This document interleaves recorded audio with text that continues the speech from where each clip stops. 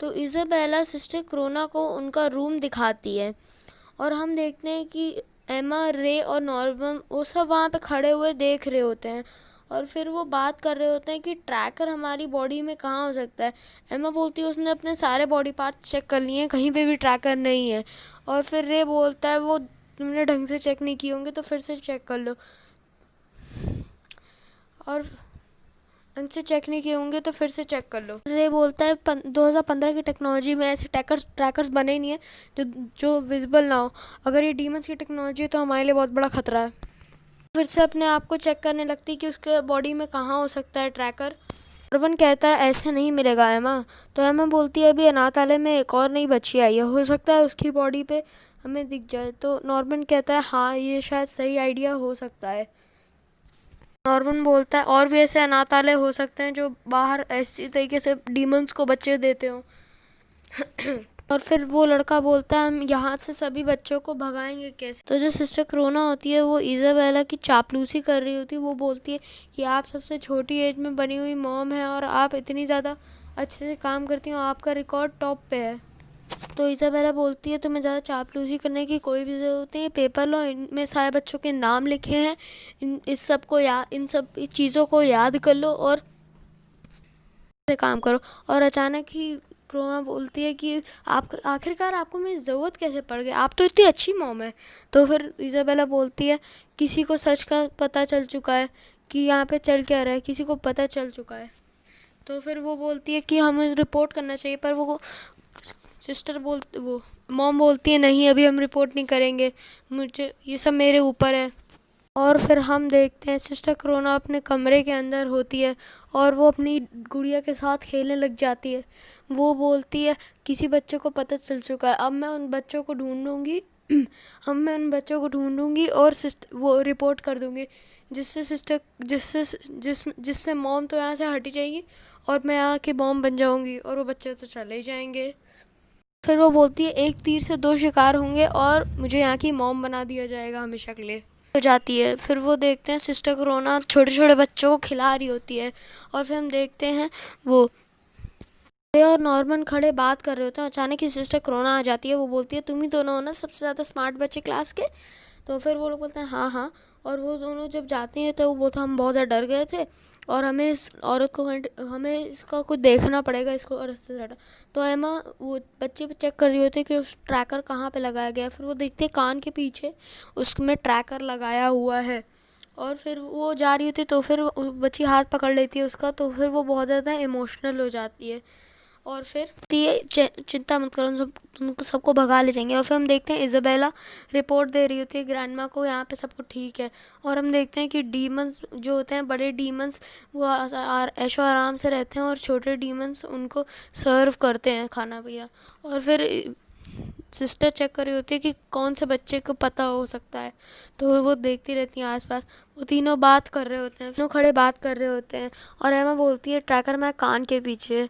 तो तो तो ये बोलता है कि ट्रैकर हमारे कान के पीछे, तो अगर हम इसे दबा के तोड़ दें तो रे बोलता है कि नहीं ऐसा गलती करना भी मत, हो सकता है मॉम या फिर डीमंस को नोटिफिकेशन पहुंच जाए कि ट्रैकर टूट चुका है और इससे हम और भी ज़्यादा मुसीबत में पड़ सकते हैं। दिखाया जाता है जो बोलता है दोनों से मैं ऐसी मशीन बना सकता हूँ जो डिस्ट्रॉय कर दे इस ट्रैकर को बिना किसी आवाज़ या फिर नोटिफिकेशन के। बोलता है कि हम सारे के सारे बच्चों को भगाएंगे कैसे, यहाँ पे तो इतने ज़्यादा बच्चे हैं जो खुद चल भी नहीं सकते और काफ़ी सारे बच्चे हैं जो दौड़ तक नहीं सकते। तो फिर बोलता है इतने सारे बच्चों का हम लोग भगाएंगे कैसे। तो हाँ बोलती है हम उनको ट्रेनिंग देंगे। वो कहता है कैसे। तो वो कहती है हम लोग उनको रोज़ खेल खेल के माध्यम से रोज़ उनको ऐसी ट्रेनिंग देंगे जिससे वो कर सकें। फिर वो हम देखते हैं एम्मा सारे भाग रही होती है और सबको दौड़ना भागना और कूदना सिखा रही होती है। फिर रे उनकी मेंटल ट्रेनिंग लेता है जिसमें वो लोग सिखाते हैं कि अगर तुम्हें अपने पैरों के निशान नहीं छोड़ने चाहिए, हमेशा मिटा दो और हमेशा हवा का रुख देखो और उसी साइड भागो, उससे तुम तेज़ भाग सकते हो। और फिर वो एमा सिखाती है कि कभी भी आवाज़ नहीं करनी चाहिए। और फिर नॉर्मन सबका टेस्ट लेता है जिसमें एक लड़का होता है, वो कहता है मैं बनूंगा भविष्य का नॉर्मन, मैं तो आज ही से परफेक्ट हो रहा हूँ। और फिर अचानक किसी नॉर्मन को पीछे से पकड़ लेता है आके। तो फिर वो बोलता है कि ये नॉर्मन हमें कैसे पकड़ लेता है, मुझे तो लगता है नॉर्मन चीटिंग करता है। तो अचानक ही रे बोलता है तुम गलत हो, वो तुम्हें अपने पैरों के साथ दूसरों के पैरों का भी ध्यान रखना चाहिए, नॉर्मन के पैरों के निशान कैसे हैं। अचानक ही सिस्टर आ जाती हैं, वो बोलती हैं चलो हमारे साथ भी एक मैच खेलो। तो फिर वो सब लोग छुप जाते हैं और यहाँ पे जो सिस्टर होती हैं वो सबको ढूंढने के लिए भागने लगती हैं। और फिर वो देखती हैं और सोचती हैं ये लोग इतने शांत कैसे हो गए हैं। और फिर सब लोग ये तीनों सोच रहे होते हैं अगर ये हमें और अगर इनका शक हमारे ऊपर है तो फिर ये हमें हमारी तरफ बिल्कुल भी ध्यान क्यों नहीं दे रही हैं। तीनों यही सोच रहे होते हैं। अचानक ही वो जो टीचर होती हैं सबको पकड़ रही होती हैं, क्या बोल रहा हूँ मैं, पकड़ रही होती हैं और वक्त भी पूरा ही होने वाला होता है जस्ट। और फिर क्या होता है वहाँ पे, और फिर बोलती हैं, फिर सारे बच्चे बोलते हैं ये बहुत ज़्यादा फास्ट है। और फिर दो बच्चे खड़े होते हैं, अचानक ही वो पकड़ने वाली है और एमा आके उन दोनों बच्चों को उठा लेती है। और फिर जो सिस्टर होती है वो बोलती है एमा तुम्हारे पास तो फिजिकल और मेंटल पावर बहुत है और इतना ज़्यादा स्टैमिना, दो बच्चों को लेके भाग रही हो, तुम्हारे पास तो पावर बहुत है। नॉर्मन जो है वो बहुत ज़्यादा स्मार्ट है पर वो फिज़िकली स्ट्रांग नहीं है। रे फिज़िकली स्ट्रांग है पर वो मेंटली भी स्ट्रांग है, पर वो बहुत ज़्यादा जल्दी गिव अप कर देता है।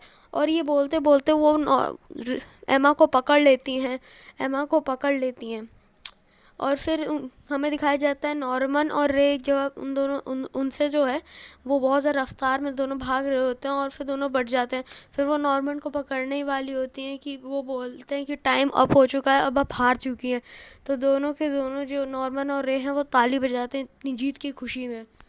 फिर एमा बोलती है अगर मॉम ने उसे हमारी जासूसी के लिए रखा है तो हमारे ऊपर बिल्कुल भी ध्यान क्यों नहीं दे रही है। तो अचानक ही एमा क्या बोलता है रे क्या तुम भी वही सोच रहे हो जो मैं सोच रहा हूँ। तो रे बोलता है कि मुझे तुम्हारे मुँह से सुनना है।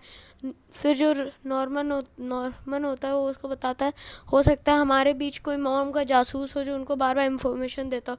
फिर एमा बोलती है ये कैसे हो सकता है। तो फिर रे बोलता है ये हो सकता है, काफ़ी ज़्यादा टाइम से हमारी सारी की सारी इन्फॉर्मेशन मॉम को अपने आप ही पता चल जाती हैं, जैसे पिछली बार भी करो। पर वो एमा देखती है कि कौन हो सकता है मॉम का जासूस, और वो सबकी तरफ एक ना एक करके देखती है। और फिर हमें दिखाया जाता है मॉम एक शक की भरी निगाह से एमा को देख रही होती हैं। कैसा लगा आपको ये वीडियो, प्लीज़ हमें चैनल पे सपोर्ट दिखाइए, लाइक शेयर सब्सक्राइब करिए, बाय बाय।